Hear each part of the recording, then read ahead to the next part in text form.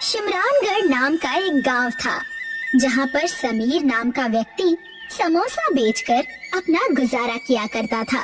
ठीक समीर की दुकान के सामने सुयोग नाम का व्यक्ति पानी पूरी बेचा करता था। और तुम्हारी पानी पूरी की दुकान कैसी चल रही है? आजकल ज्यादा लोग दिखाई नहीं देते हैं तुम्हारी दुकान पर। शायद लोग मेरी दुकान से समोसा खाने में व्यस्त हो गए होंगे। भाई समीर, तुम्हारी दुकान मेरे सामने ही है और लोग तो मुझे तुम्हारी दुकान पर भी नहीं दिखते हैं। तो लोग गए कहाँ? शायद तुम्हारे समोसे खाने से उनका पेट दर्द करने लगा होगा। दोनों अपने अपने रास्ते चले जाते हैं। थोड़े दिन बीतते हैं और शहर से पूनम नाम की महिला गांव में प्रवेश करती है। पूनम के गांव में आने के बाद से लोग ना तो सुयोग की पानी पूरी खा रहे थे और ना ही समीर के समोसे। एक दिन दोनों के रास्ते फिर से टकराते हैं।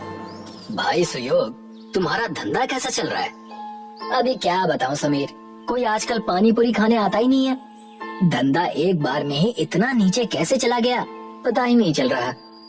ऐसा ही हाल कुछ मेरा भी है सुयोग भाई। मैंने सुना है कि कोई पूनम नाम की महिला इस गांव में आई है और उसने कोई नया खाने का व्यंजन बेचना शुरू किया है।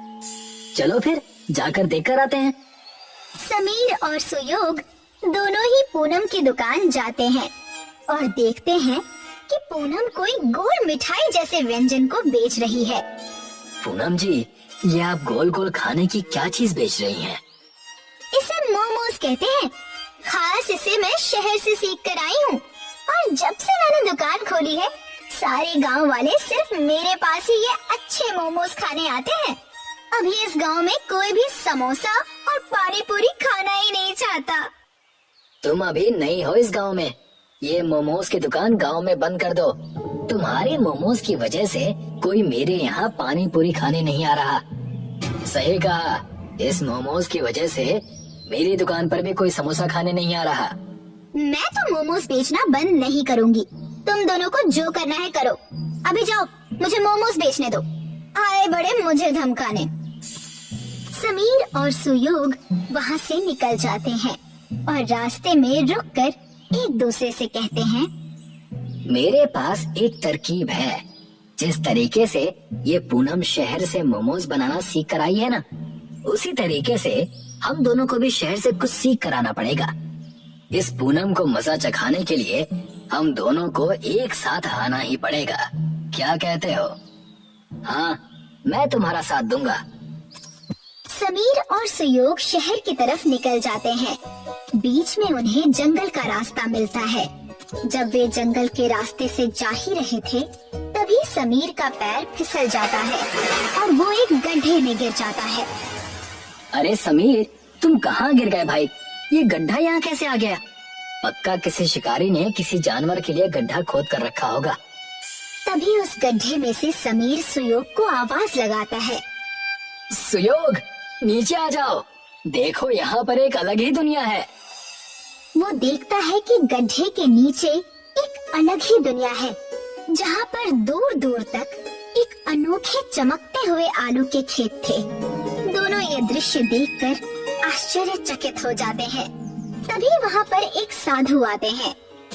तुम दोनों यहाँ क्या कर रहे हो बेटा?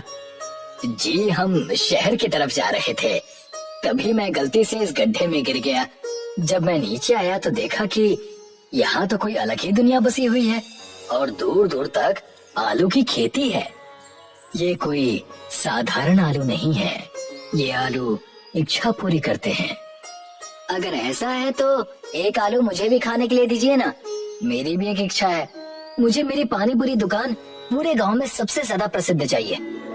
मेरी भी इच्छा है कि मेरी समोसे की दुकान पूरे गांव में सबसे ज्यादा प्रसिद्ध हो, उस मोमोज वाली से भी ज्यादा।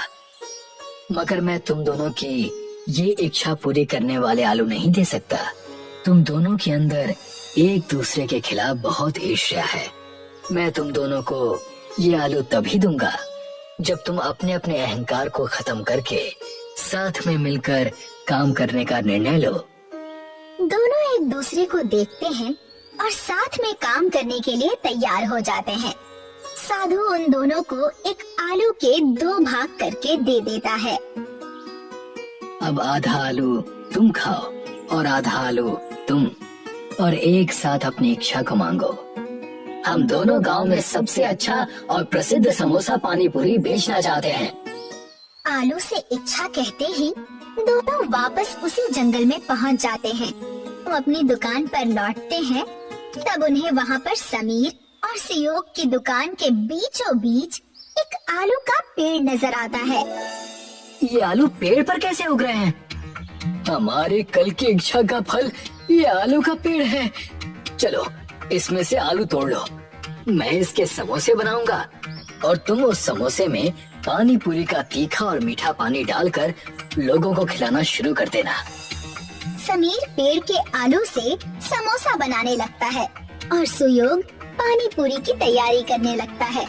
जब सब तैयार हो जाता है, तब दोनों अपने समोसा पानी पूरी को बेचना शुरू कर देते हैं। दोनों एक ही दुकान में काम करने लगते हैं। आओ आओ, समोसा पानी पूरी को चखो। यकीन नहीं आ रहा है तो खुद खा कर देख लो। तभी वहाँ से एक औरत गुजर रही थी। समोसा पानी पूरी, जी तो मैंने पहली बार सुना है, जरा एक प्लेट खिलाना। सुयोग समोसा को लेकर उसमें छेद करके उसमें मीठा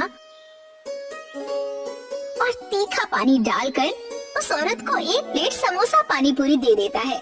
जैसे ही वो औरत उस समोसा पानी पूरी को खाती है, उसका चेहरा खिल जाता है और वो कहती है, मैंने इससे पहले अपनी जिंदगी में इतना अच्छा कभी कुछ नहीं खाया। ये तो बहुत स्वादिष्ट है। भाई और 2 प्लेट देना और 10 प्लेट घर के लिए भी पैक कर देना।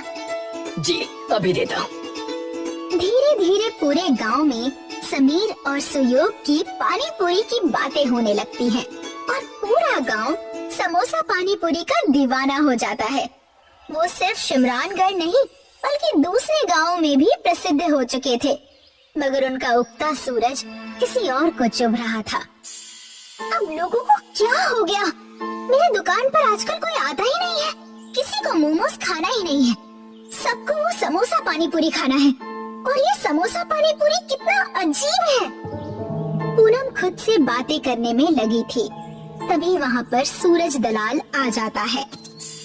क्या हो गया पूनम जी? मोमोज नहीं बिक रहे, इसीलिए तो परेशान नहीं है। मैं परेशान क्यों ना हूँ? इतनी मेहनत करके शहर जाकर मैं मोमोज बनाना सीख कर आई थी। मुझे कुछ करना होगा, नहीं तो मेरे लेने के देने पड़ जाएंगे। मुझे पता है कि उन दोनों की दुखती रग क्या है। क्या है? मुझे बताओ। और तुम्हें कैसे पता? सब बताता हूँ, धैर्य रखिए, मैं आपकी मदद करूँगा, मगर आपको मेरी मुंह बोली रकम देनी होगी। ठीक है बाबा। सूरज पूनम को आलू के पेड़ के बारे में बताता है और उसके साथ मिलकर समीर और सुयोग के समोसा पानी पूरी को गांव से हटाने की योजना बनाने लगता है। रात हो जाती है।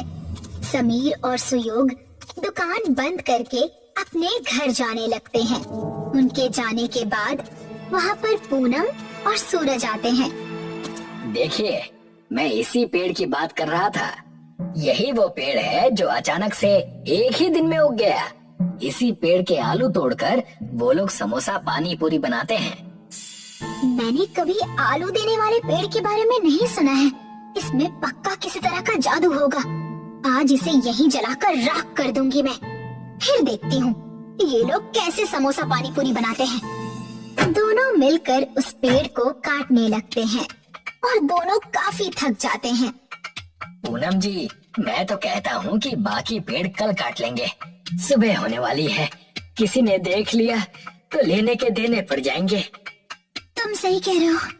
चलो यहाँ से अभी निकलते हैं, कल आकर अपना काम पूरा कर लेंगे। दोनों वहाँ से निकल जाते हैं। जैसे ही सूरज उगने लगता है, समीर और सुयोग दोनों ही अपनी दुकान खोलने आते हैं और देखते हैं कि पेड़ आधा कटा हुआ है। और जैसे ही सूरज की किरण उस पेड़ पर पड़ती है, पेड़ वापस से ठीक हो जाता है। तुमने देखा जो मैंने देखा? हाँ, मैंने देखा किस तरह से ये पेड़ अपने आप ही ठीक हो गया। मगर इस पेड़ को काटा किसने था? वो अपनी दुकान खोल लेते हैं और समोसा पानी पूरी बेचना शुरू कर देते हैं। दिन खत्म होता है और रात आती है। समीर और सुयोग दुकान बंद करके घर चले जाते हैं। रात के अंधेरे में फिर पूनम और सूरज उस पेड़ के पास आते हैं।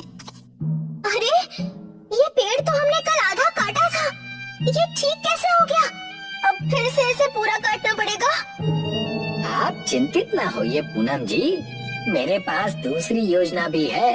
हम इस पेड़ को आग लगा देते हैं, ना रहेगा बांस, ना बजेगी बांसुरी। पूनम और सूरज एक लकड़ी पर मशाल जलाते हैं और जैसे ही सूरज पेड़ को जलाने वाला होता है, पेड़ की जड़ें दोनों पूनम और सूरज को अपने अंदर समा लेती हैं। अगली सुबह जब समीर और सुयोग वहां आते हैं, तब वो देखते हैं कि वहां पर अब 3 पेड़ हो चुके हैं। कमाल है, अब तक तो एक ही पेड़ था, अब 3 हो गए।